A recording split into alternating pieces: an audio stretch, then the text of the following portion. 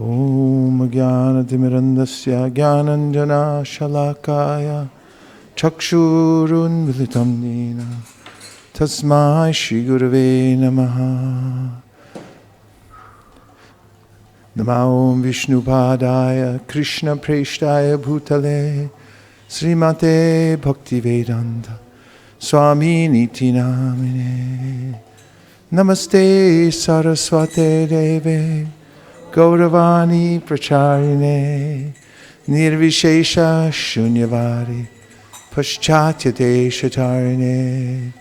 Jaya Shri Krishna Chaitanya Prabhu Nityananda Sri Advaita Gadadhara Shivasari Gaura Bhaktavinda.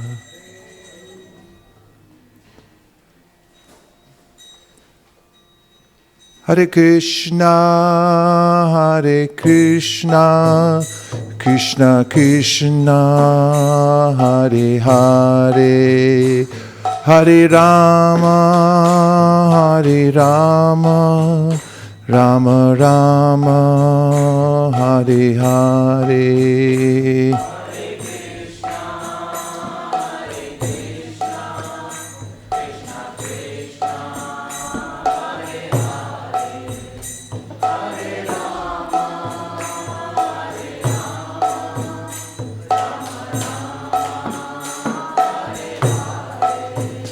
Hare Krishna, Hare Krishna, Krishna Krishna, Hare Hare, Hare Rama, Hare Rama, Rama Rama, Hare Hare.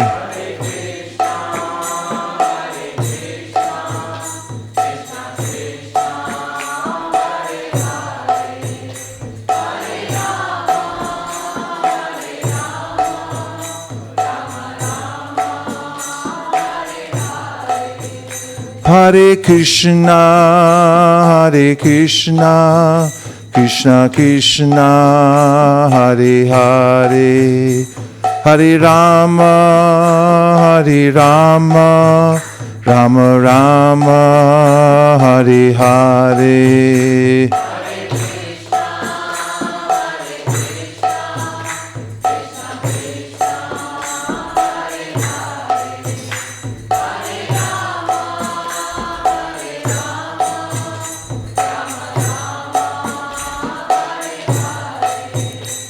Hare Krishna, Hare Krishna, Krishna Krishna, Hare Hare, Hare Rama, Hare Rama, Rama Rama, Hare Hare.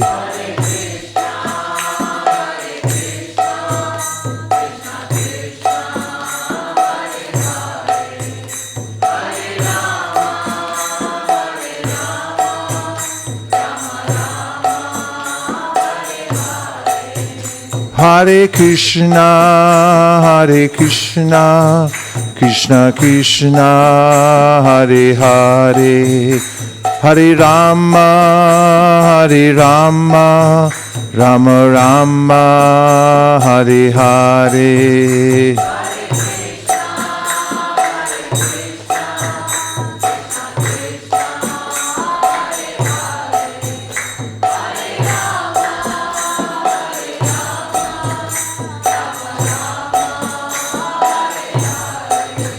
Hare Krishna, Hare Krishna, Krishna Krishna, Hare Hare, Hare Rama, Hare Rama, Rama Rama, Hare Hare.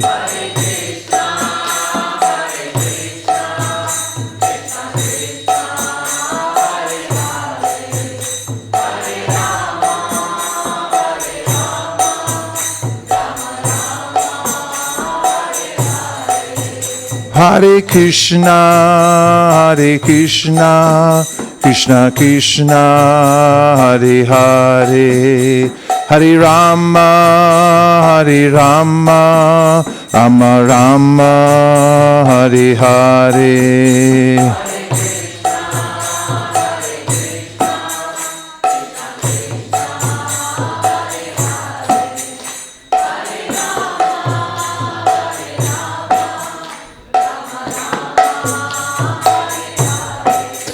Hare Krishna, Krishna Krishna, Hare Hare, Hare Rama, Rama Rama, Hare Hare.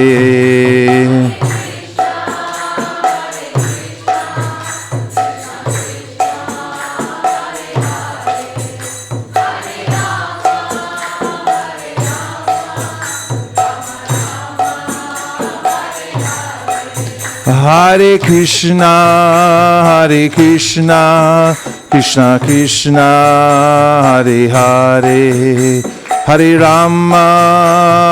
Rama, Rama Rama, Hare Hare.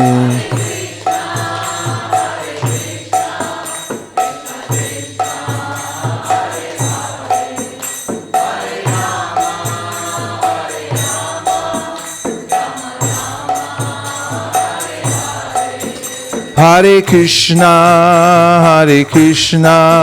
Krishna Krishna, Hare Hare, Hare Rama, Rama Rama, Hare Hare.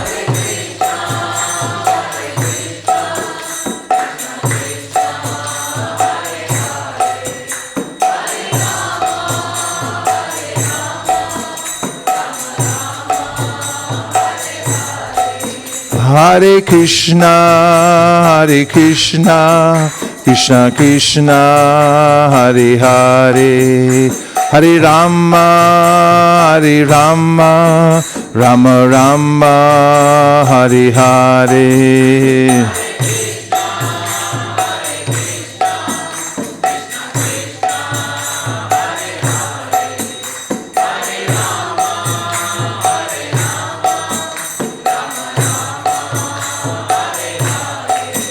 Hare Krishna,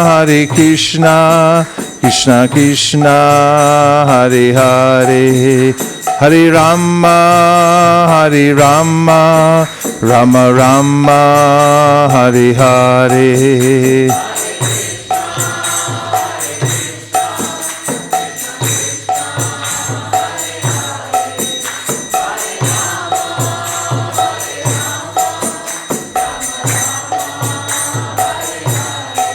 Hare Krishna,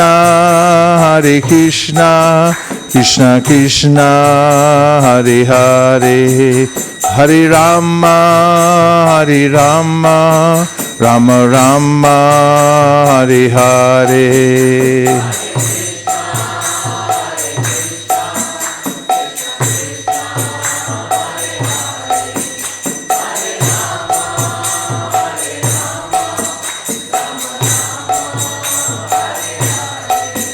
Hare Krishna, Krishna Krishna, Hare Hare, Hare Rama, Rama Rama, Hare Hare.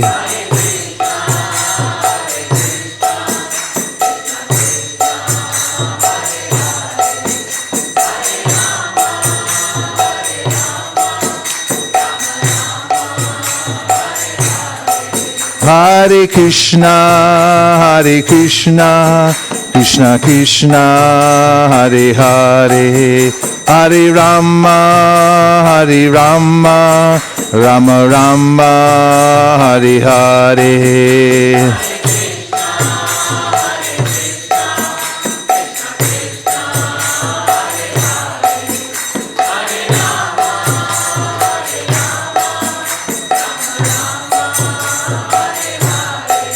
Hare Krishna, Krishna Krishna, Hare Hare, Hare Rama, Rama Rama, Hare Hare.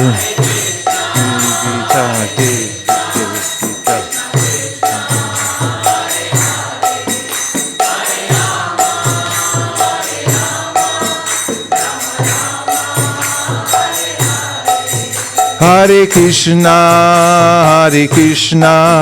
Krishna Krishna, Hare Hare, Hare Rama, Hare Rama, Rama Rama, Hare Hare.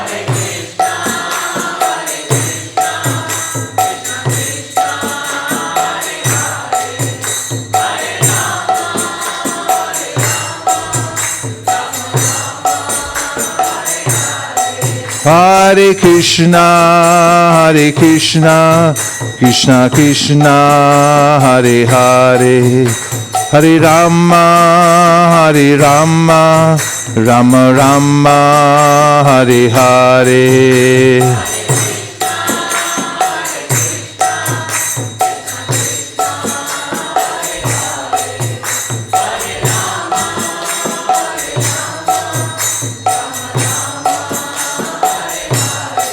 Hare Krishna, Hare Krishna, Krishna Krishna, Hare Hare, Hare Rama, Hare Rama, Rama Rama, Hare Hare.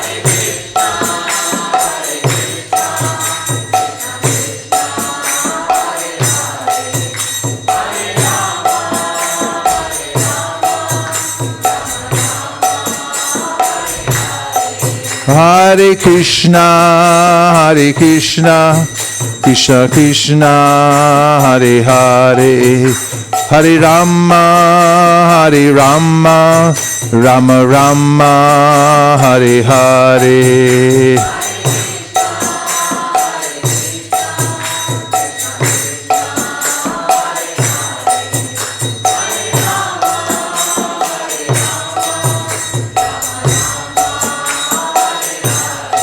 Hare Krishna, Hare Krishna, Krishna Krishna, Hare Hare, Hare Rama, Hare Rama, Rama Rama, Hare Hare.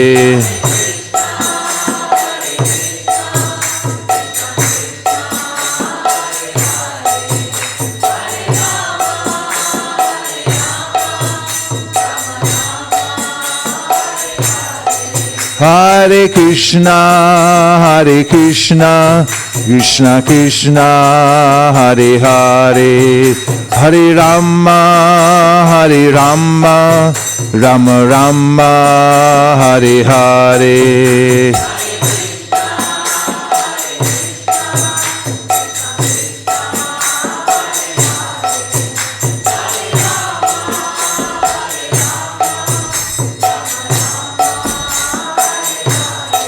Hare Krishna, Hare Krishna, Krishna Krishna, Hare Hare, Hare Rama, Hare Rama, Rama Rama, Hare Hare.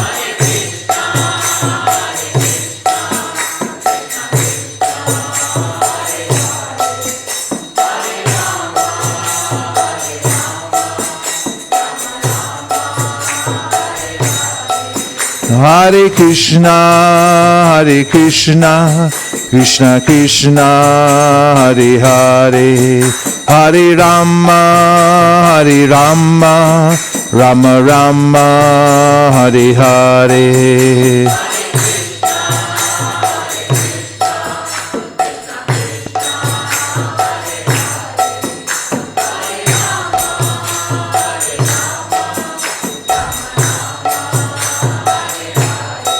Hare Krishna, Hare Krishna, Krishna Krishna, Hare Hare, Hare Rama, Hare Rama, Rama Rama, Hare Hare.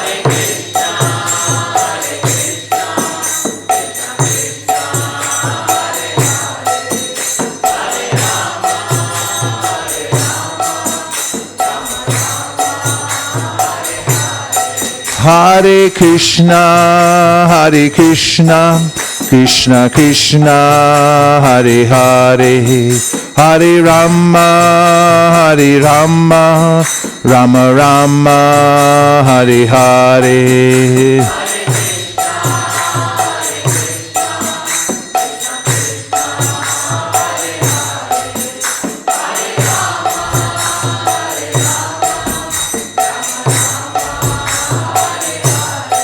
Hare Krishna, Krishna Krishna, Hare Hare, Hare Rama, Rama Rama, Hare Hare.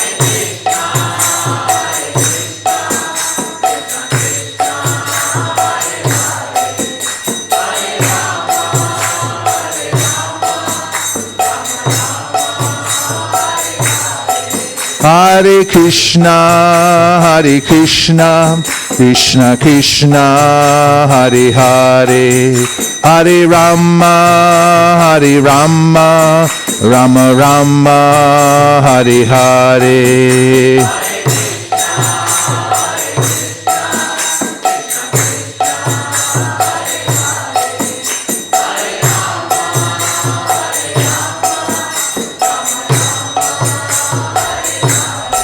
Hare Krishna, Krishna Krishna, Hare Hare, Hare Rama, Rama Rama, Hare Hare.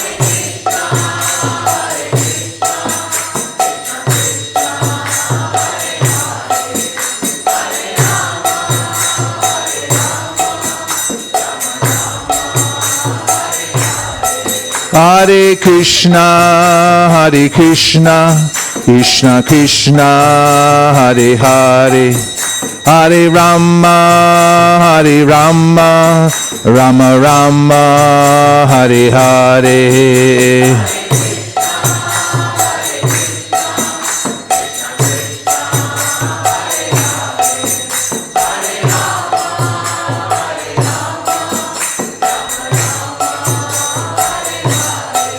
Hare Krishna, Krishna Krishna, Hare Hare, Hare Rama, Rama Rama, Hare Hare.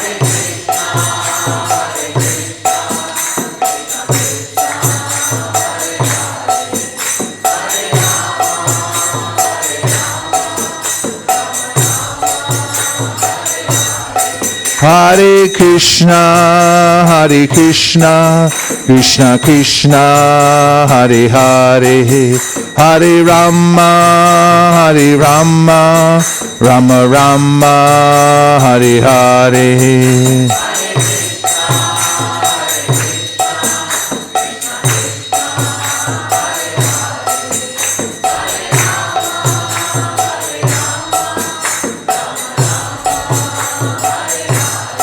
Hare Krishna, Krishna Krishna, Hare Hare, Hare Rama, Rama Rama, Hare Hare.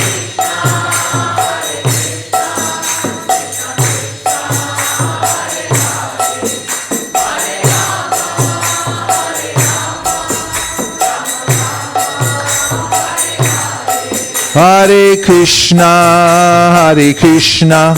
Krishna Krishna, Hare Hare, Hare Rama, Rama Rama, Hare Hare.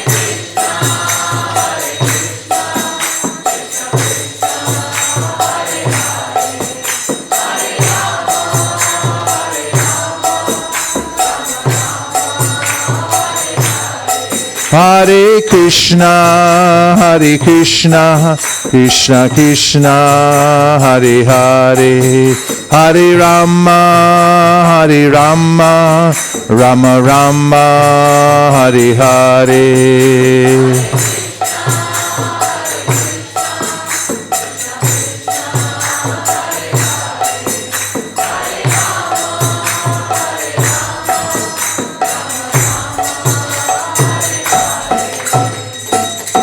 Go Premanande.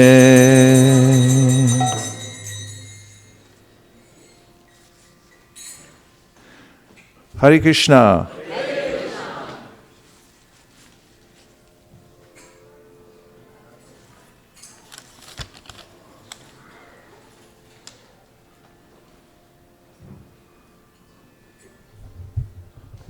How's everyone today? Better than good.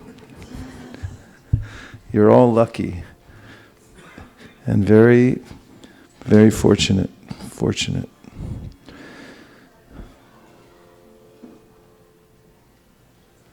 In the Srimad Bhagavatam, there's a discussion between Shukadeva Goswami and Parikshit Maharaj, which is ongoing, as we all know, throughout the Srimad Bhagavatam. And after Shukadeva Goswami describes the pastimes of Krishna in Goloka Vrindavan and Mathura, and also in Dwarka, he describes a very philosophical discussion by the personified Vedas. And in the beginning of that discussion, there's a question by Parikshit Maharaj about how it is that we can hear spiritual sound. We can be affected by spiritual sound if we have material ears. And also that sound vibration is coming through what appears to be a material medium. After all, there's all around us the same elements that we're used to. And how is it that a spiritual vibration then becomes possible amidst those material elements? The eardrum is observable. It's something you can look at and say, oh, that's a material instrument. And the sound that's generated is air moving and touching that eardrum. So how is it, Parikshit Maharaj wants to know, that one can come in contact with the Supreme using this ear and through a medium that's apparently material? And there are a couple points that Shukadeva Goswami brings out. One is that this material world and our bodies and our senses are a gift. They're a gift by material nature, by the arrangement of Krishna. And they have two purposes. One purpose is for sense gratification. And the other is for self-realization. Can be used either way. And then Shukadeva Goswami says that this question about how material nature can accommodate spiritual sound, or how we can receive spiritual instruction through the medium of our material senses, has been going on for a long time. And he brings up how the four Kumaras discussed it, how Narayan Rishi and the great sages discussed it. And then he quotes the personified Vedas, who discuss it also. And Srila Prabhupada says that this question is a referendum on whether God is personal or impersonal. And he explains that since God is personal, any person means he has energies. When we say person, we mean that there's the energetic and there's energies that come from the energetic. And that the Supreme Personality of Godhead has unlimited energies. Parasya Shaktir Vivadaiva Shuyate Swabhaviki Gana Balakriyacha.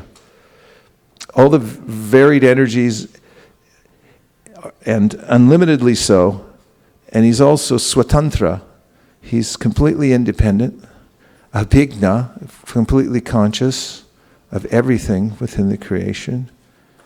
Ekopya saura taditum jagaranda kotim yash shakti rasti jagaranda chayayaranda andantarasta paramanu chayantarastam govindamari purusham tamaham bhajami. He's within every atom. He says in the Gita, Vedaham samatitani vartamanani charjuna bhavishyani cha bhutani mamtu vedana kaschana. I know everything. I know everybody. All at the same time. And he's in charge of his energies. And therefore, he can change material energy into spiritual energy. And Prabhupada gives an example, just as a machine in this world, like an air conditioner heater, can take the same electrical current and at one time turn it into cold air and another time turn it into hot air. It can be transformed according to the will of the operator. And so similarly, Krishna transforms his energies. And when one approaches the Supreme Personality of Godhead through the parampara, one's service and intention is passed up through the parampara from one spiritual master to the one's param spiritual master to one's param spiritual master, all the way back to Krishna. And then from Krishna comes back down through the disciplic succession, this internal potency, which gives one the ability to understand Krishna. In other words, he reveals himself through his own internal potency to the devotees who approach him in a humble mood. And therefore, God is knowable, but through the right process, through approaching him in submission and in humility.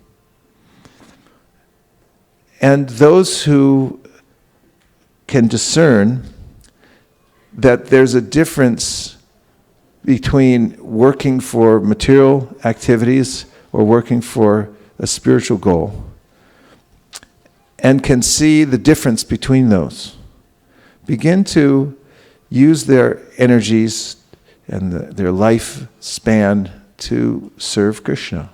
Tattva vittu mahabaho guna karma vibhagayo guna guneshu vartanta iti matva nasajjate. Krishna says in the Bhagavad Gita that those who know the truth, to understand the difference between working for devotional service, working for Krishna, and working for fruitive results, detach themselves from the material world by working for Krishna, and they exclusively put their attention to that highest purpose of serving Krishna. And therefore they don't become entangled in the material world, but they become enlightened. And one of the forms of enlightenment that a devotee gets very prominently is that he or she sees that this life is a gift. There are lots of ways in which we can become overwhelmed in this short life. We can feel oppressed, depressed. Any other prests? Huh? Distressed. What was the other one? Suppressed. Compressed. There's a lot of pressure here that comes from all sides. And one can feel depressed. But there's a quintessential attitude of a devotee who understands that life is a gift. And that gift is meant to be used specifically to make spiritual advancement. And in the 11th canto of the Srimad Bhagavatam, there are two famous verses. One says, Labvam sudulabamidam bahusam bhavante. It's very rare to get a human body. So one can start there with understanding one's gift. We've been given a gift by material nature that the scripture says is extremely rare. Labvam sudulabam. It doesn't come very often. It's very hard to get. Sudulabam means it's very difficult to obtain, human body. You can't pay somebody off. It's like Prabhupada often says, somebody, very rich man is dying and says, I'd like to put in for an American body, be born in somewhere near Palo Alto next life. And the material nature clicks away. It's little dials, and it's like, nah, you're not going to get that. Sorry. Daiva netrena. It's decided by a higher power. And when one gets the human body, labvam sudurlabam idam bahusambhavante, it comes after long time, a long series of transmigrations. Labvam sudurlabam idam bahusambhavante, manushamartadam anityam apihadira. It's temporary, the human life, very temporary. In fact, poets sing about how temporary it is. Kamala dala jala jivana talamala. Just like a little drop that's tottering on a lotus leaf and can slide off at any moment. Our life is that tenuous. However, it can award one the highest benefit, says the verse. Labvam sudurlabam bidam bahusambhavante manusham artadam anityam apihadira.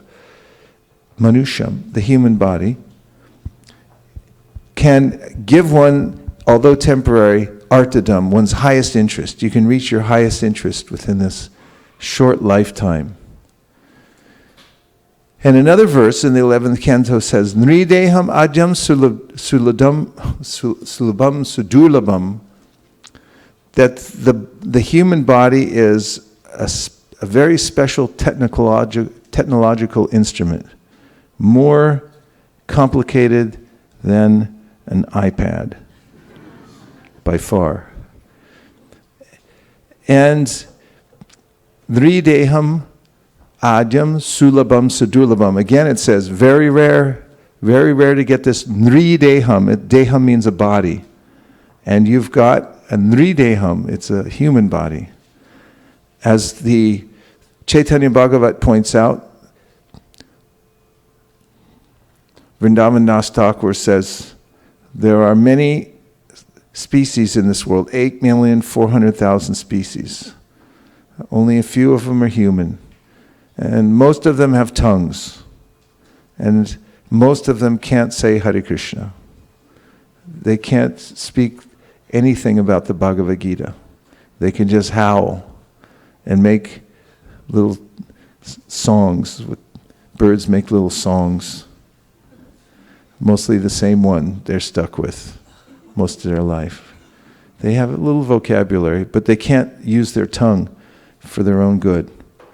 Nrideham adyam sulabam sadurlabam plavam sukalpam guru karnadaram. Then the verse says that, is Srivas Pandit in that booth? Oh, another pundit, okay. Plavam, then it compares the human body to a boat. What a nice metaphor, you've got a boat. A boat can do an amazing thing. It can go across the water. We can't walk across the water, but if you get in a boat, it's an instrument by which you can ply your way across a waterway, which is kind of miraculous, because humans don't float very well. You have to swim hard. But a boat can take you across. Plavam sukalpam gunakarnadaram. And then it says you have to get yourself a captain. You have to have good guidance. And then Krishna is speaking this verse. He says, Mayana kulena nabasvateritam. You have to have favorable breezes to propel your boat across the water. And the favorable breezes come from the Bhagavad Gita. Those are the winds. You want to know how to put wind in your sail. This is it. Mayana kulena nabasvateritam.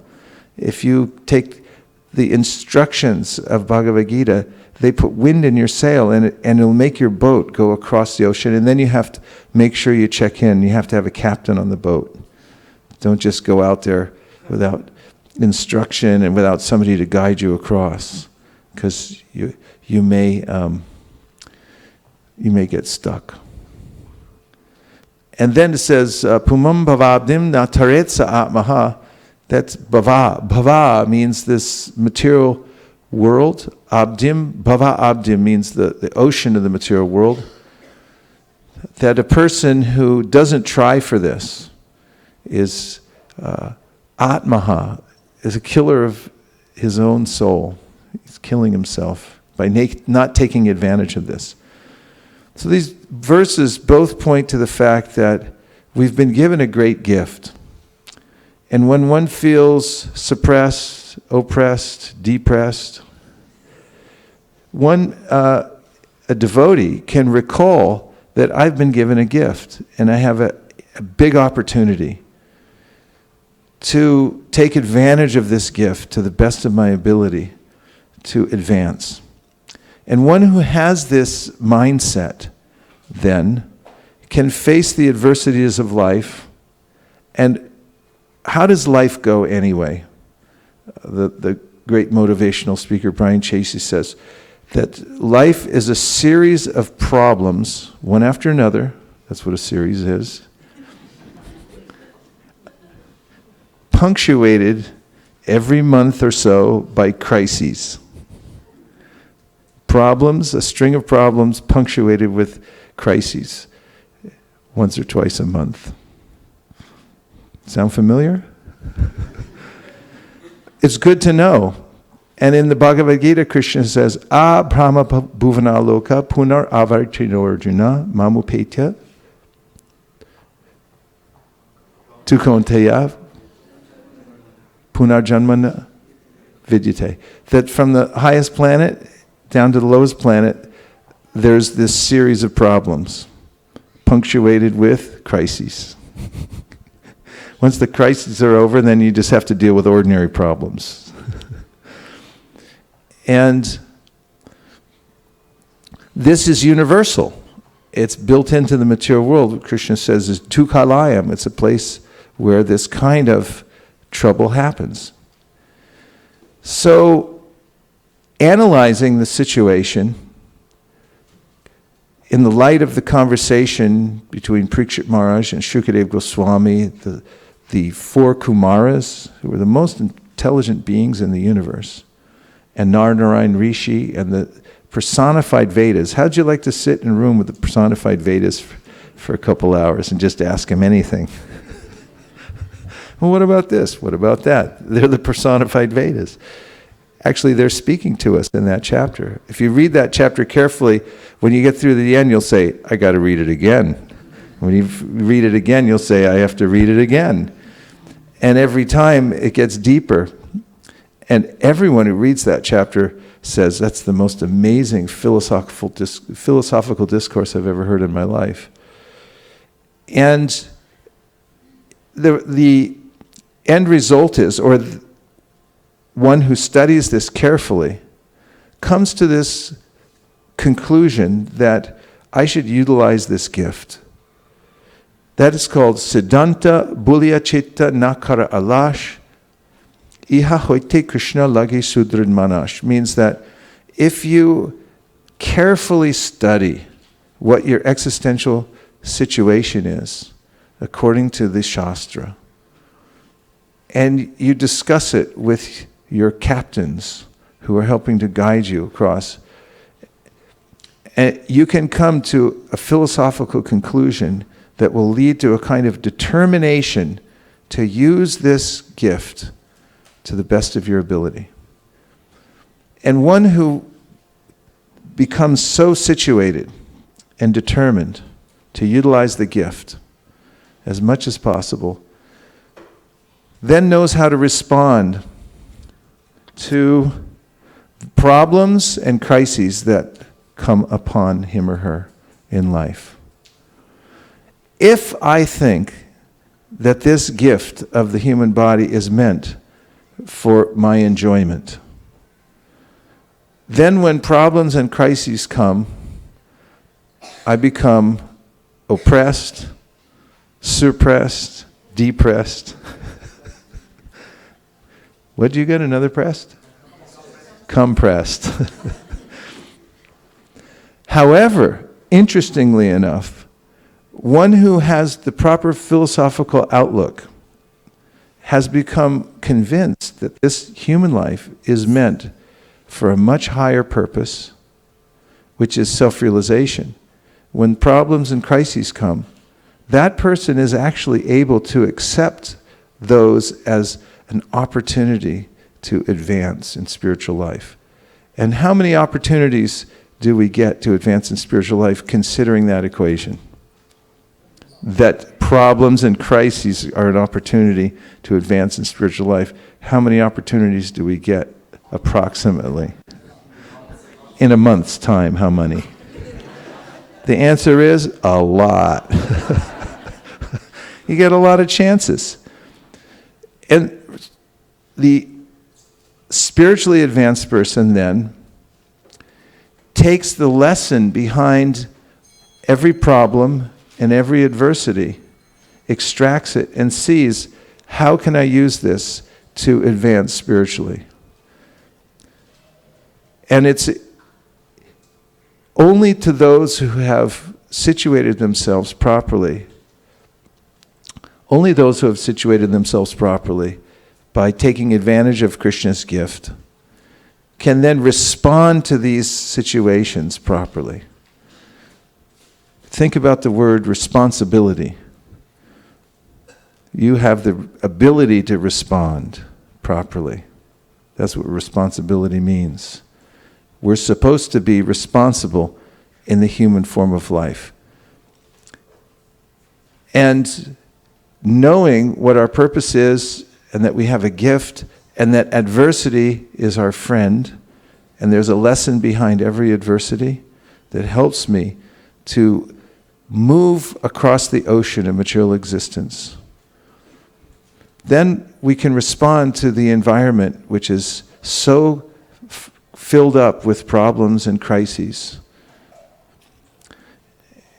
And this is a symptom of an advanced personality, as mentioned by Lord Brahma in the Srimad Bhagavatam. Tate anukampam susamikshamano bhunjana evatmakritam vipakam hridvagva purvir viridam namaste jiveta yo mukti pade sadaya bhak. And that is that a devotee tolerates all of these problems and crises, seeing them as Krishna's mercy. That whatever is coming to me in the form of adversity, or a heavier word, destiny. When destiny knocks at your door, how do you feel? A little freaked out. Who's at the door, dear?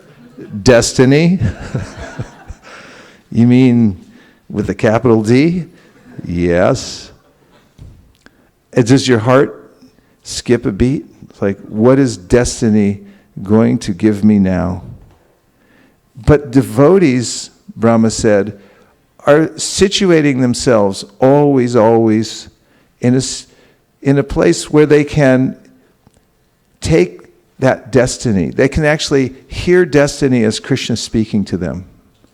And Krishna is the most kind friend, calling us back home, giving us whatever we want. And if we know in our heart that we want to advance spiritually, and when destiny comes, just as Parikshit Maharaj, when he got the phone call that the Brahmin boy had cursed him to die in 7 days, he took it. Destiny's calling me, that's Krishna's voice. He said, that's Krishna's voice calling me now. Because I'm a king, I'm beautiful, I have the most affable family, I have power over everything. I never would have got out of this myself, so Krishna gave me a special call, and he said, it's time to move out. And he was able to respond. He took it as a gift. He took the death sentence as a gift. That's advanced devotional service. So Brahma says, Te anukampam susamikshamano, the devotee's positioning him or herself in a way to catch all the mercy that's coming from Krishna. And how's it coming? Through problems and crises. Someone might say, why is God giving me so many problems? Why can't I just have what I want?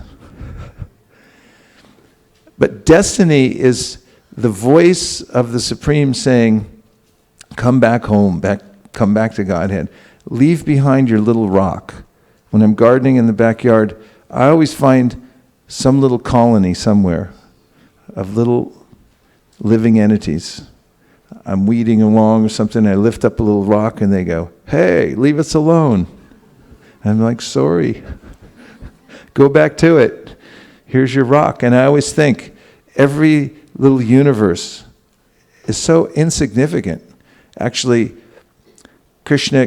Lord Chaitanya said that all these universes put together like a huge bag of mustard seeds. Every universe just like a tiny little mustard seed. Insignificant in the scheme of things. And even all the cluster of all these universes, so insignificant. It's just in a little corner of the spiritual sky. The other day when Radhanath Maharaj and I drove up to Muir Woods, we stopped at Vista Point and we looked out at Alcatraz. And we were just thinking how, unless you stop and look at it or get fascinated with it, you kind of forget about it and just drive by it and go on to your work. But just a little prison. It's actually one of the most famous prisons in the world. When you say Alcatraz, everyone says Alcatraz. It's also Sing Sing. You ever hear of Sing Sing? You ever hear of Sing Sing? Yeah. Famous prisons. And the material world's kind of a famous prison, but unless if you did something really wrong, you're not going to Sing Sing or Alcatraz. It's just sort of insignificant little place. And the whole material world is like that also. Just off there. And the purpose is reformation. It's to give the living entities a chance to come home back to Godhead. So it's such a useful way to live, to reposition oneself, to take every adversity as an opportunity to grow spiritually, and to discipline oneself to accept whatever comes as Krishna's mercy. And in fact, Prabhupada says in one purport in the Srimad Bhagavatam that one who learns to take the punishment of the master as a reward develops the intelligence not to repeat the same mistake. If there's a way in which I'm punished or I face adversity and I say, why me, and I avoid it, then I don't learn the lesson. But Brahma in his verse is saying, Te anukampam susamikshimano. The devotees are wide open to the voice of destiny. They're listening for Krishna's message in it. And whatever adversity comes. And they take it. Krishna's now giving me another opportunity to respond according to what he's written in the Bhagavad Gita. And he also sees that Krishna's purifying me of my tendency to stay under this little rock, to stay on the prisoners get conditioned. When they stay in the prison system for a while, they start thinking, oh, this is okay. I get my meals regularly, and I do my work, and then I come back to my cell, and after a while they get used to it. Prisoners oftentimes, when they go out, they think of a way to come back in again. They commit some crime, and then their sentence, they go back and say, I'm back. This conditioned life. So, te anukampam susamikshimanu bhunjana evatma kritam vipakam. The devotees realize that I've been in this situation receiving difficulties because of the way I've positioned myself. And now I'm repositioning myself so that I can take everything that comes to me as an impetus to do more service to Krishna. And then Brahma says, one who can do this becomes the legitimate heir to Krishna's full mercy. He inherits the kingdom of God. Sadaya Bhak, he's the legitimate heir to Krishna's full mercy, and he's invited to come back home, back to Godhead. So this consciousness is something that the devotees develop throughout their lives. And by chanting Krishna's names, calling out to Krishna for the intelligence to serve him and to face all obstacles as gifts and means to become more inspired in devotional service, then Krishna gives his full mercy to the devotees. This is what the verse says. And even after one surrendered to Krishna, Krishna knows that there may be some last vestiges, some residual, a tiny trace, an idea that maybe there's some enjoyment in this material world that I should stay around for. And he goes on to give us miseries that specifically eradicate our desire for those particular desires that we have to enjoy the material world. And so the acharyas who comment on this famous verse from the Bhagavatam say that devotees aren't getting karma like everybody else, but they're actually getting Krishna's mercy in a very specific way, that is to help them give up the last vestiges of their last vestiges of attachment to the material world and to this body. So if one can reposition one's attitude and see that this body, this life, is a gift, but many people do that. They say, oh, it's such a gift. But then they're saying it's a gift so you can enjoy material nature. There are even religious doctrines that speak about affluence in the material world. If you just pray to God, it's your birthright to enjoy that big house on the hill. And you just have to persist, and you'll get all the happiness of material world if you simply pray hard enough. God has to see that you're sincere. But it's not that kind of optimism. It's an optimism that, well, that's actually a kind of pessimism in devotional service, that the material world isn't a place that you can adjust to. That's a kind of relief to see that, oh, actually it just doesn't work out here no matter what you do. The difficulty is the last vestige where I'm thinking it'll work out. But the devotees see that this is a gift because it's an opportunity to once and for all close up shop here in the material world. Because everyone has some little business going on here. Just like those little stands you see along the roadside in India. There's these little places, wooden sheds almost, and all I see in there is these little rolls of aluminum packets that sell pan.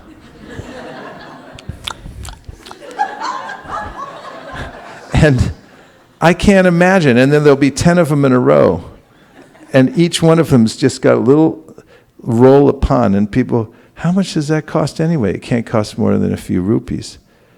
And somebody's sitting behind that little wooden shed all day long selling those things. I never see anybody coming up to buy stuff. And how do they stay in business? Bigger question is, why do they stay in business? It's such an insignificant thing. And the Shastra is saying every one of the living entities in the material world, they have a little pawn shop. A little roll of those packets. Doesn't amount to anything. Even the big businesses, it's like, oh, he's worth $200 billion. He has $200 billion just set aside. The rest, that's just extra. And they're selling so many things. It's all just pawn packets. And no matter how big the building is or how fancy the logo is, it's just a little insignificant business along the roadside in the material world. And so the devotees see this as an insignificant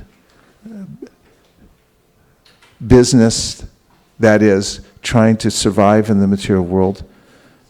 And they take this one short lifetime as an opportunity to close down the business. Not in any extreme or impractical way, but they don't invest their heart in it. They're not optimistic about this little roadside business, but they see the big opportunity, and that's the gift. So waking up in the morning, one can remember this life is a gift. I've been given the greatest opportunity within just a very short amount of time. If I simply follow Bhagavad Gita, that's all I have to do, and get a captain. This boat will take me right across the ocean of material existence. And it's surprising how many people have the boat and they just leave it on dry land. Or they just don't take advantage of it at all. Or they use the boat for something else, to set up a little pawn shop.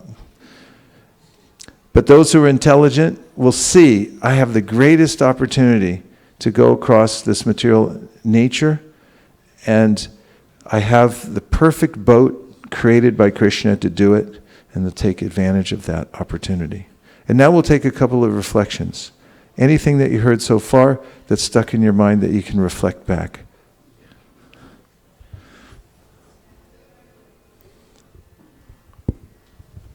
Hare Krishna Maharaj, thank you so much for such an enlivening lecture. And when you had mentioned that the tongue, there are so many species of life that have tongue, but they cannot speak or say Krishna's name.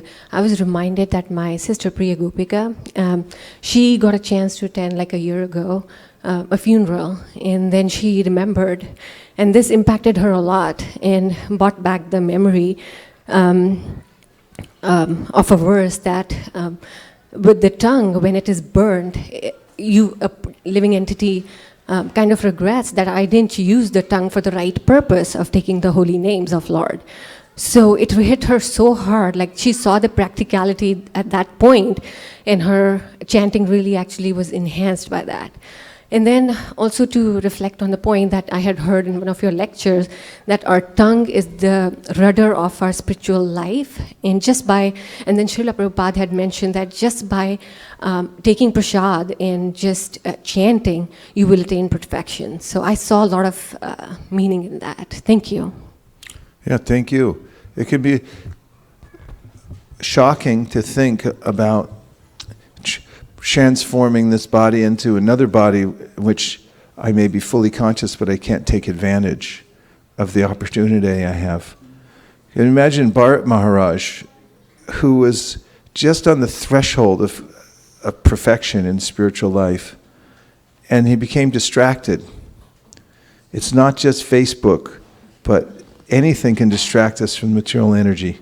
Maya sneaks up in crafty little ways. And he was sitting in a pristine area in the wilderness, and he was chanting his mantra every day, constantly thinking of Lord Narayan within the sun. And his heart was softening. Tears would come to his eyes, thinking about the Lord. And in that condition, while meditating one day, he saw a deer who was drinking water at the river. And then a lion roared. And the deer sprang across the water to run away from the lion. And as she did, she had a miscarriage. And the little fawn came out into the water, and the deer died, and the fawn was left without a mother. And his mind was distracted by that. He went to take care of the little fawn, and then he became more and more attached. And then he lost his focus on his mantras, and he was only feigning meditation. And then he became fully absorbed in taking care of the deer. Sometimes while he was sitting, supposedly meditating, the little deer would come up, little horns coming out, start rubbing against his leg. And he was thinking about how cute this little deer is. He would feed it. And then he became like a mad person. He would see the moon and he would say, oh, those are like the footprints of that deer on the moon. And he died in that condition. Krishna says in the Bhagavad Gita, yang yang vapi smaran bhavam tajatyante kalevaram tam tam evaite konteya sada tad bhava bhavitaha. Whatever your predominant feeling is, when you leave this body, that state you will attain, you'll be awarded that. It's a gift. You'll get another gift. And if you don't keep your boat going in the right direction, can go off and just as Bharat Maharaj did, and he then took birth as a deer, because he was thinking so much about a deer at the time of death, even though he was such an exalted person. However, Krishna gave him another gift. He's always giving. It's just Krishna's the gift giver. He says in the Bhagavad Gita, Suridam Sarvabhutanam, I'm your best friend. And he's giving the opportunity. If someone wants to forget him, then he actually gives that opportunity as the best friend. And he's also impartial, neutral. He doesn't try to interfere with our free will. And therefore, whatever we ask for, he awards. Prahlad says this. He said, just like a desire tree. Do any of you have a desire tree in your yard? If you do, be careful. Because if you go there and sit under the desire tree, try this sometime. Meditate that you're sitting under the desire tree. Well, do it right now. Just close your eyes. Close your eyes. And see a beautiful desire tree, like a big banyan tree that's over your head. You're sitting underneath it on a soft stump that has been covered with moss, so you're very comfortable. And this desire tree can fulfill any desire you have. All you have to do is just express that desire, just focus on that desire, and then your desire will be fulfilled. Now try to look and see what that desire is. What is your predominant desire right now in your heart that you're thinking about? Where does your mind go? Where does your heart go? What is your feeling?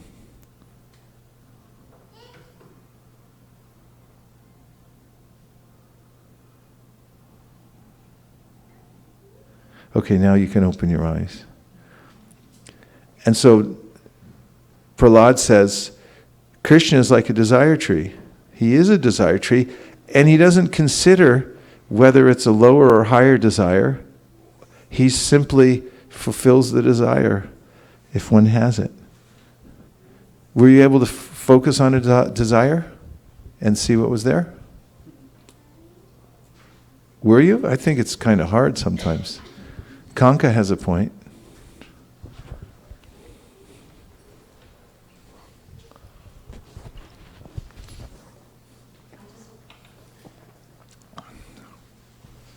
Hare Krishna. Prabhu, thank you for this wonderful class. I really needed this.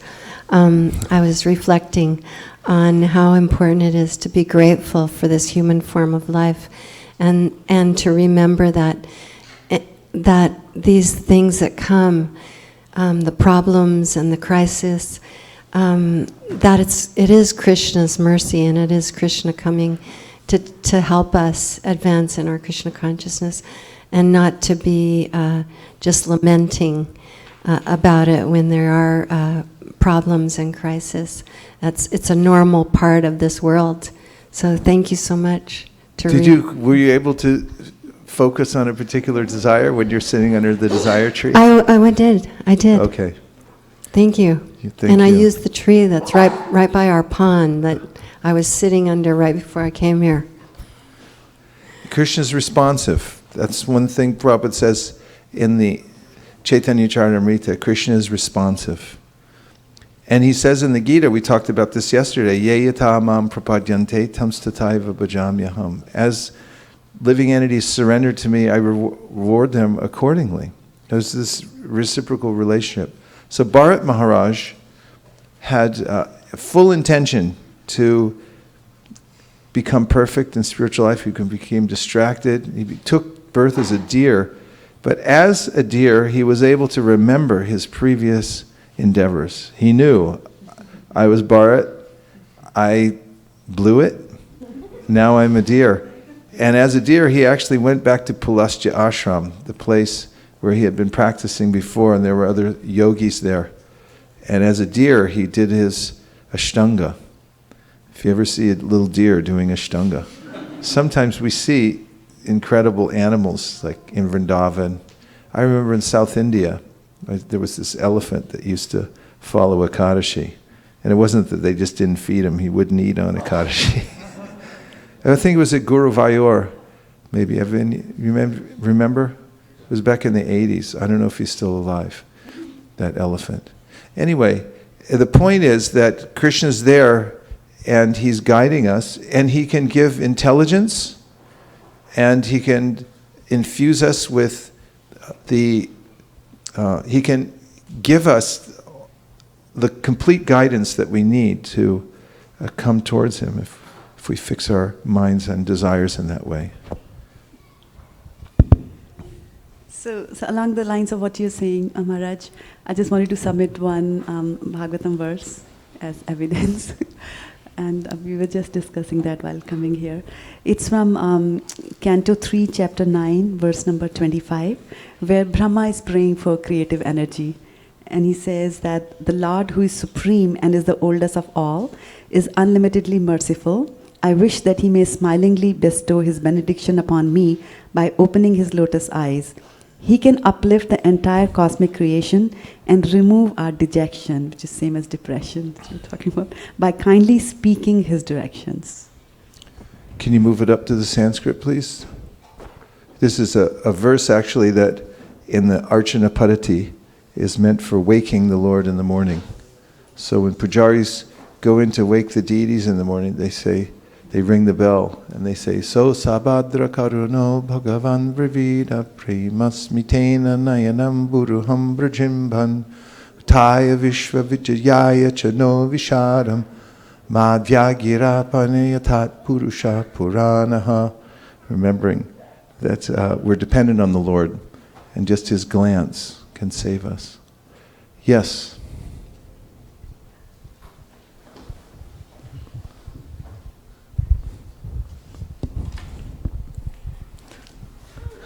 Hare Krishna Prabhuji. I have 2 points. One is a inference that I was able to relate to, and the other is a question. So the first thing is, you mentioned like the God is a person, right? And then he has unlimited energies. The other day actually, Akurnath Prabhu also posted some updates on the Facebook where he posts his regular stuff, and he was mentioning about the 8 elements, if I'm correct, Bhumi, Rapi, Nalo. He was mentioning these are the material energies, and the Supreme also says apart from this there is also like a superior energy and you guys are part of it. And the inference he was trying to say is, don't try to exploit the inferior components, try to work for me and try to think about me. In this way you can easily reach me. So that's one point. The second thing is the self-realization versus sense gratification, right? I'm still confused.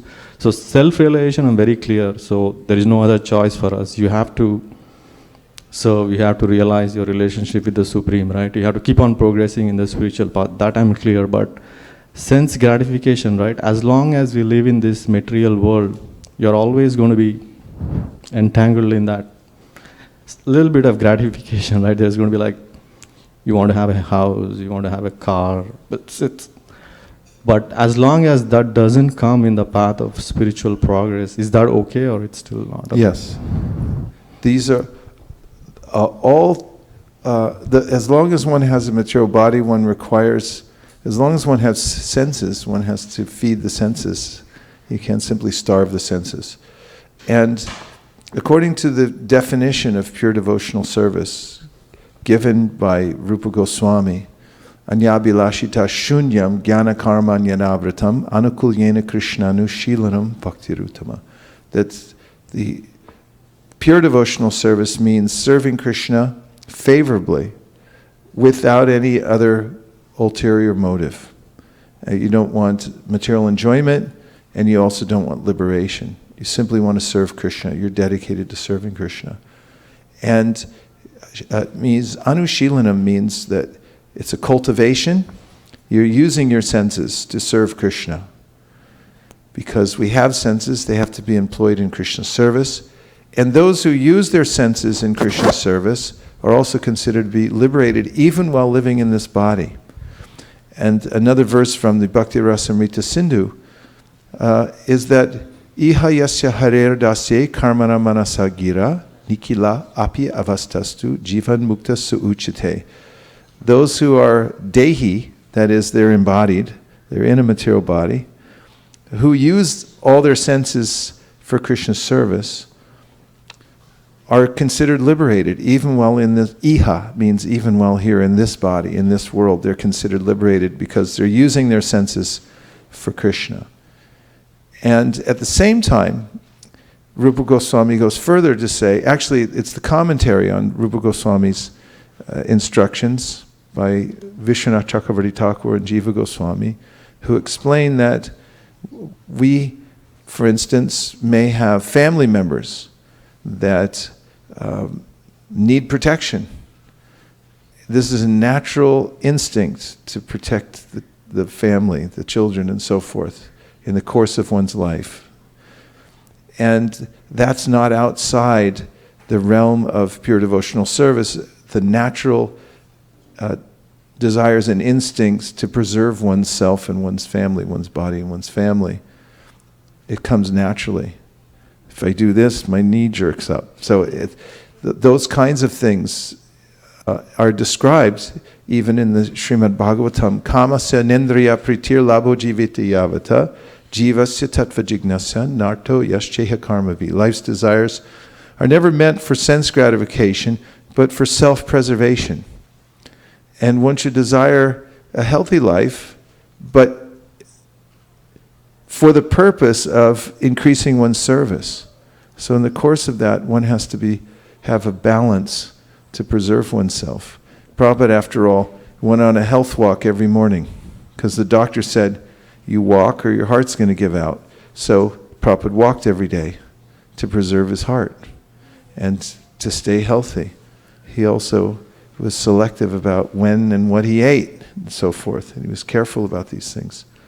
And so as one centers one's life around the purpose of advancing spiritually, the other aspects of one's life also become purified. Thank you, Lord. Because they're dovetailed with the purpose of going back home, back to Godhead. Yes. Thank you, Maharaj, for yet another magnificent class. And thanks for reminding us this whole thing about destiny.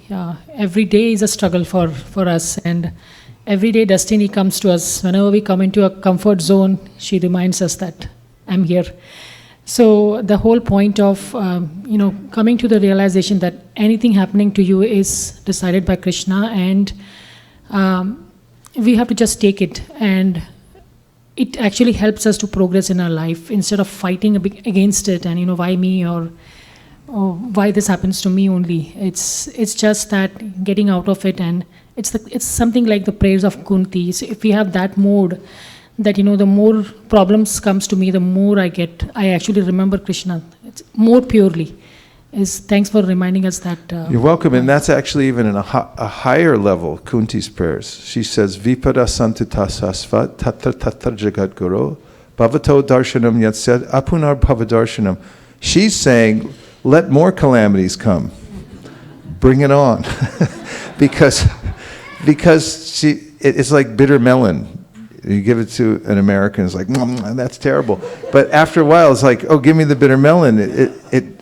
It stimulates all the digestion and everything, and it's an acquired taste. And as one acquires this taste, by responding according to Bhagavad Gita, that's why we have to read Bhagavad Gita every day. Then we'll know how to respond. And when we hear the Gita every single day, then when these problems come and when calamities come, Krishna's right there, fresh in our mind. And we know how to do that. Kunti's is an even higher state where she's so finished with the material world altogether and so clear about how she wants to remain in that dependent mode on Krishna, that she's asking for more calamities. Generally, devotees will accept calamities, but it's not like they dial them in every day and say, could I dial a calamity? Calamity.com, what would you like? You have a little application on your phone. Let's see, spin the dial, what would I like today? But one could come to that point, and the Pandavas are described in the Brihat Bhagavatamrita. They were sitting around scheming how to make another calamity so Krishna would come back and protect them. And that's the feeling of the devotees, that when I'm in my darkest hour, then I really call out to Krishna sincerely. And she says that in her prayers, that if I'm intoxicated by my position in the material world, I was talking to Radhanath Maharaj the other day, and he was noting that everybody becomes attached to their position no matter what it is. He was noting that even person has nothing, insignificant kind of existence, even meager existence. Here she's thinking, this is mine, and it's so important, and becomes proud of it even. You can be proud in the mode of ignorance, proud of your degraded condition. Oftentimes, people who are very degraded and downcast by the modes and material nature, sometimes they're very proud and arrogant. And in the mode of passion, one can become very proud. That I'm so progressive, I've built so many companies, and I'm the king. Oh, I'm sorry. Okay. In the mode of goodness, one can become proud, thinking that I'm so serene, I live in the forest, and so forth. Even when Narada Muni was a little boy, and he was in the mode of goodness, he went to the forest to meditate, and Krishna revealed himself, and then he withdrew himself. And Narada became desperate to see him again. And in an unembodied voice, Krishna said, "You're a bad yogi. You're attached to the mode of goodness. You're still attached to that." And Kunti says, you have to become helpless in order to connect with Krishna completely. She says, Janma Ishvarya Shruta Shribir Edamana Madak Punan Naivarhat Yaridatum Vai Twam Akinchana Gocharam. That those who are Akinchana Gochara, they don't depend on anything in this material world, and they don't identify themselves with wealth. It says, Janma, I'm a high birth. Or Aishvarya, I'm very opulent.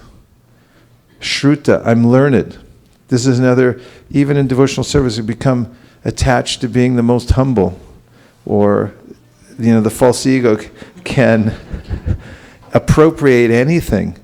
But there's a true state in which one can completely give one's heart to Krishna, that she describes, Queen Kunti, that akinchana, I don't have anything, I'm completely helpless.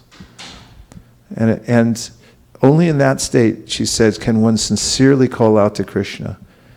And when Prabhupada's commenting on the power of the chanting of the holy name, he says it's dependent on the mood of the chanter.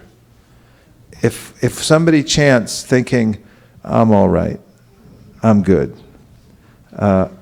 and they're not that interested in it, but they just do it mechanically, it's completely different from someone who's feeling completely helpless and calling out to Krishna from the bottom of their heart. And so Kunti knows that completely and is aware of the subtleties of the false ego to appropriate anything at any time and take her away from this pure chanting, purely calling out to Krishna. And shows she's making it aware of it, in her prayers, that this is the perfection of devotional service. And in fact, as we've discussed before, in the Brihat Bhagavatamrita, there is this symptom of advancement called dainya, which means utter humility, which Sanatana Goswami describes. and how when one advances in devotional service, one becomes more and more humble. And he points out also that there's a way in which one can cultivate humility in oneself, but when the internal energy of Krishna, by grace, enters one's heart and blesses one, then that dainya, that humility, becomes very deep. And that facilitates one's meditation on Krishna all the time. After all, the surrender process has to do with feeling oneself completely dependent on Krishna. What do I feel dependent on? If I feel dependent on Krishna, and Krishna is my only protector, and that all the other things in this world are false soldiers. I remember when I was a kid, I used to have this fear of dying. And my brother and I would get ourselves into a frenzy sometimes. We'd stay in the same room, and we'd falling asleep at night. And I'd say, "What do you think death is?" And he'd start telling me what he thought it was. Everything just goes dark and there's nothing left and it's all over. And I say, "How could that be?" And what happens? And we were just speculating back and forth. And I said, "Well, I don't want to die." And he said, "I don't want to die either." And I said, "Well, I don't want to die even more than you." And then we don't want to die. And then we start crying and we run out. And my parents would be still up and we go, "We don't want to die." And I specifically remember my parents, they calm us down. They say, "You're not going to die." And I go back to my room and I'm thinking, they're going to die too. And there was this gnawing feeling that I'm helpless. And just being in that mood and calling out to Krishna, "Please save me," and being aware of the fact that I'm in a precarious situation, I'm helpless in this world. This is the mood in which one can actually pray sincerely. Yes, Kameshwari. Hare Krishna, Prabhuji. You mentioned about desire tree, and what is your heart's desire. I actually remembered something that I wanted to share. When my wedding was decided, generally my mother did for all her sisters. She took to the specific deity of Lord Shiva, and we do abhishek, and certain number of times we do offer milk and bathe the deity.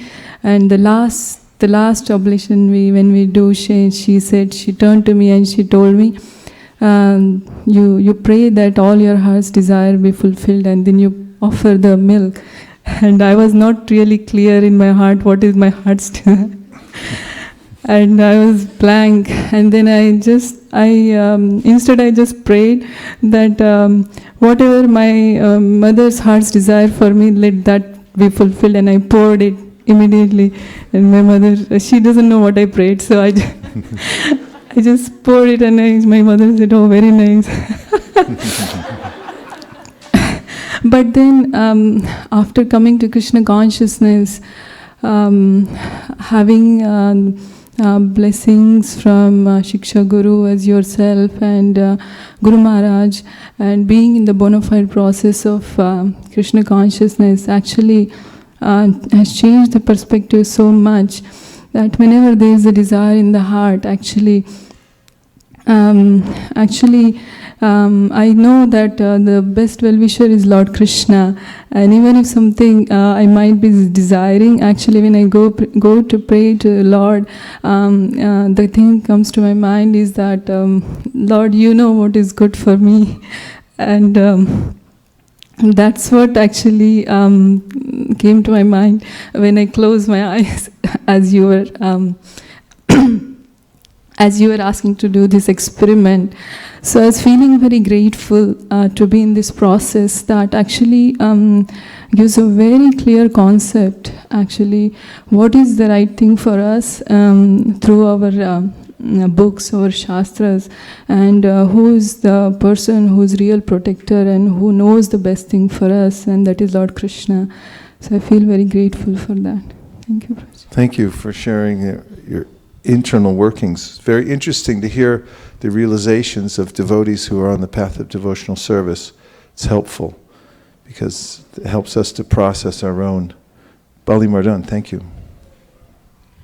So I think I was also remembering you mentioned the prayer how the materialistic men go big buildings, big houses, top of the hills, and so we are just reading also the Srimad Bhagavatam, the Canto 3, chapter 19, where Lord Baraha killed Hiranyaksha, and how his criticism towards Varahadev is actually seen by the sages that it is actually a prayer to Varahadev, even though it is, you are protecting these Brahmins, you are protecting these, actually it is, but he is trying to criticize Lord Varahadev.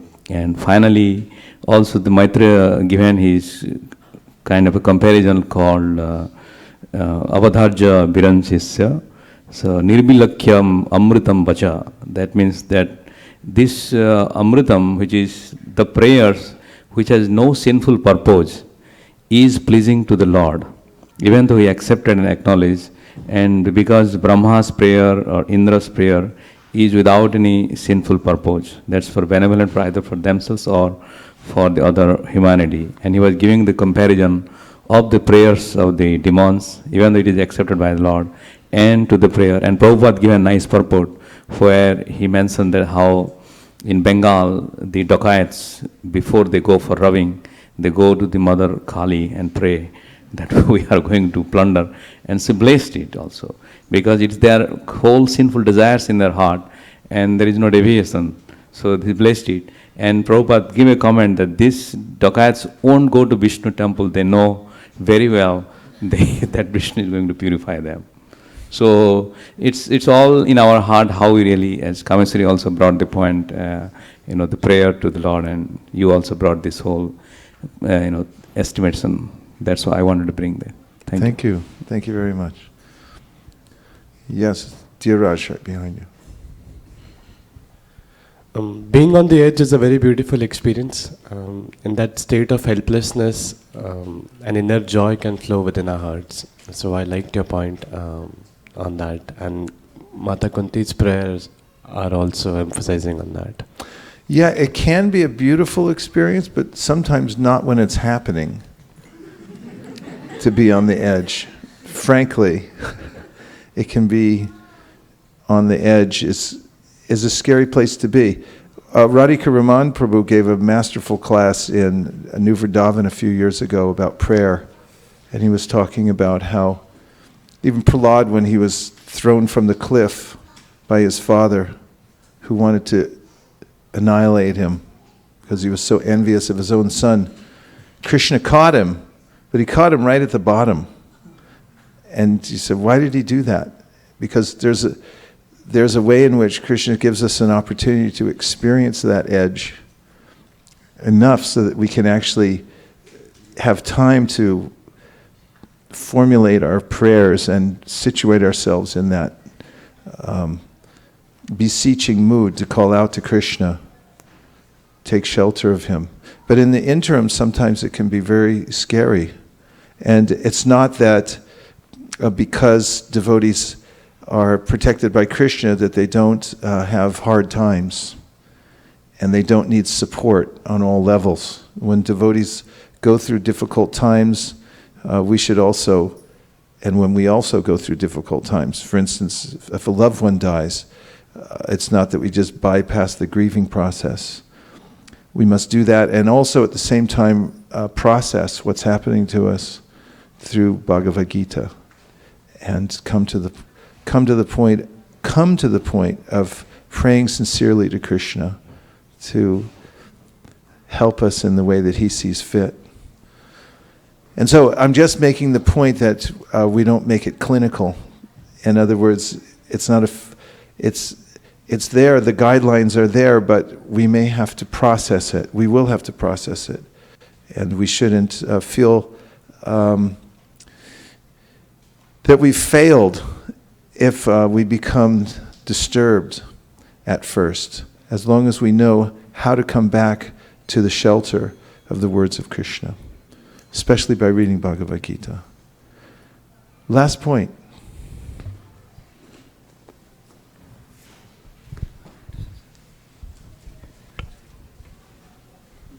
Hare Krishna Prabhu, thank you for such a wonderful... My mouth got choked. Thank you, Prabhu, for such a wonderful class. I actually wanted to mention my own position. I wanted you to tell me if that is really a good or bad position to be in. What happens is that invariably I have this disease called proactiveness. So when I wake up every morning, invariably I think of something will go wrong and I tell God, not today. And if something happens, then I invariably call out to Krishna and say, see, I told you. And I don't know if that is a good thing to be in, to kind of keep counting out things that could go wrong and keep maybe remembering God, but maybe it's just not the ideal way to do it. Is that a good position to be in, or is it not a good position to be in? Just kind of watching out for crisis. Doesn't sound very comfortable to me. I mean, there is a way in which I have a brother who, my mother used to say, he's a catastrophizer. He would just think of everything that could go wrong, possibly. Of course, when the catastrophe happens, the catastrophizer usually that is perfectly fine. But they spend the rest of their life, 99% of the time, because usually these things don't happen, planning for the worst case scenario. And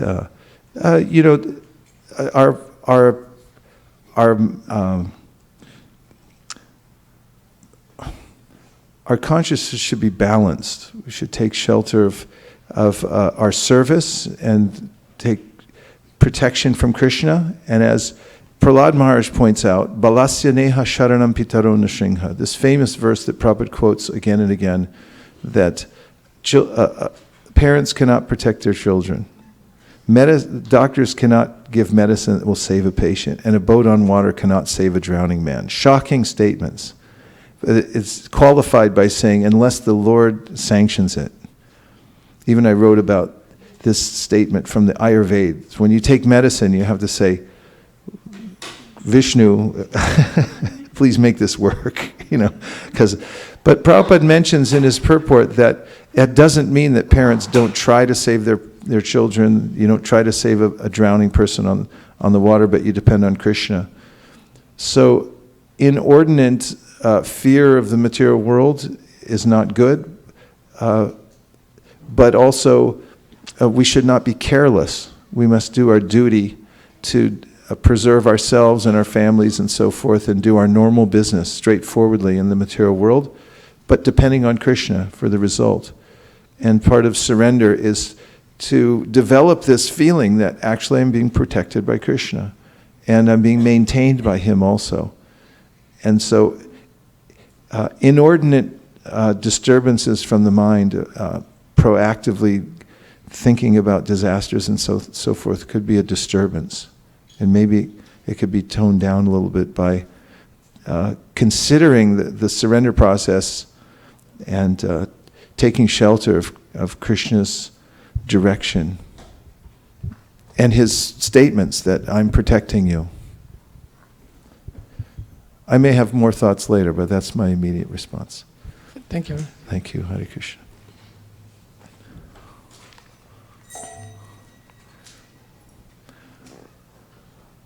Hare Krishna, Hare Krishna, Krishna Krishna, Hare Hare,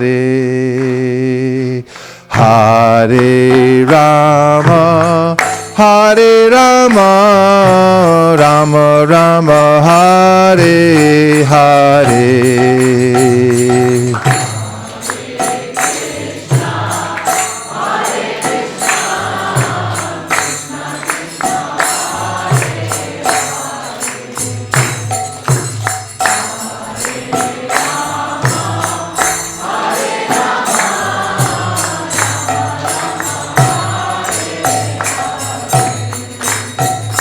Hare Krishna, Hare Krishna, Krishna Krishna, Hare Hare, Hare Rama, Hare Rama, Rama Rama, Hare Hare.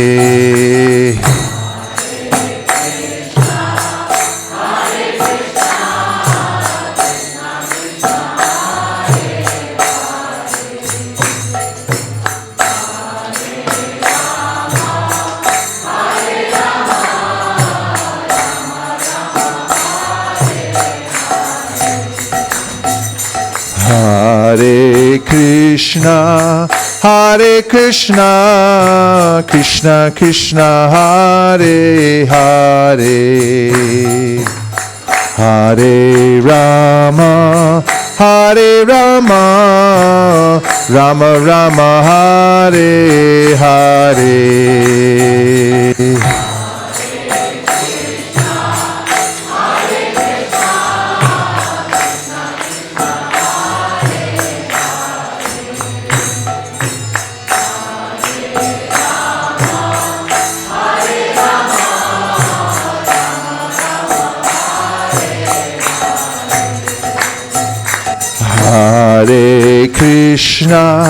Hare Krishna, Krishna Krishna, Hare Hare,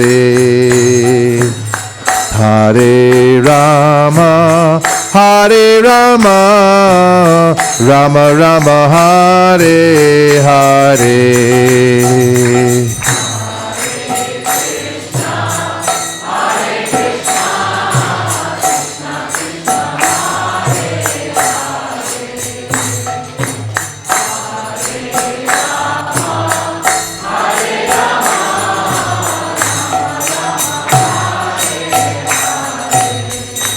Hare Krishna, Krishna Krishna, Hare Hare, Hare Rama,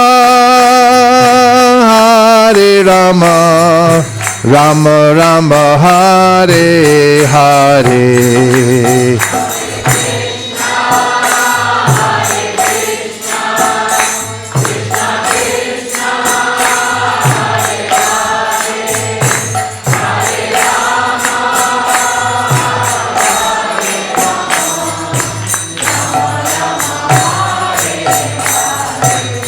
Hare Krishna, Krishna Krishna, Hare Hare, Hare Rama, Rama Rama, Hare Hare.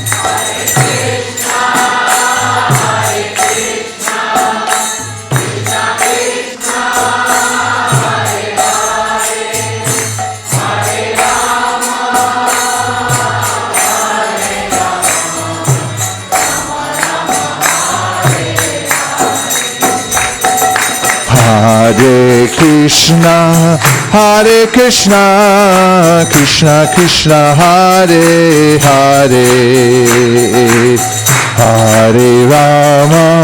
Hare Rama, Rama Rama, Hare Hare.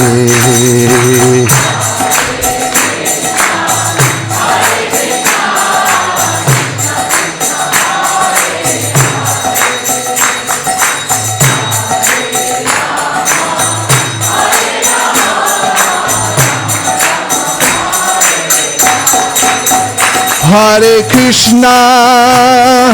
Krishna, Krishna Krishna, Hare Hare, Hare Rama, Rama Rama, Hare Hare.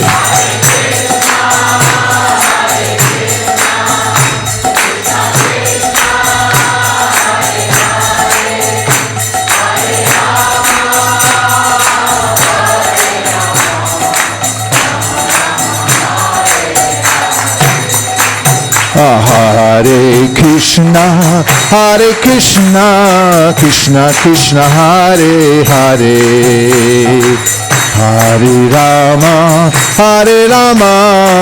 Rama Rama, Hare Hare.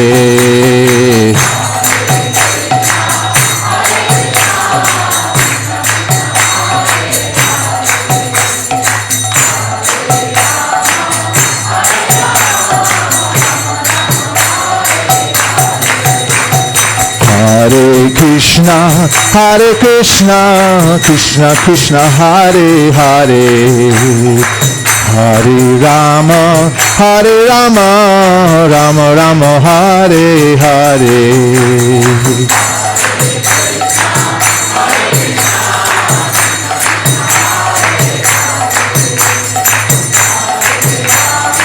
Hare Rama, Rama Rama, Hare Hare.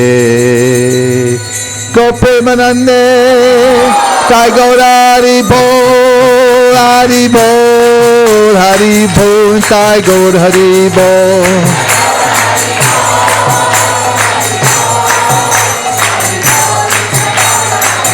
Jaya Jaya Prabhupada, Prabhupada, Prabhupada, Jaya Jaya Prabhupada.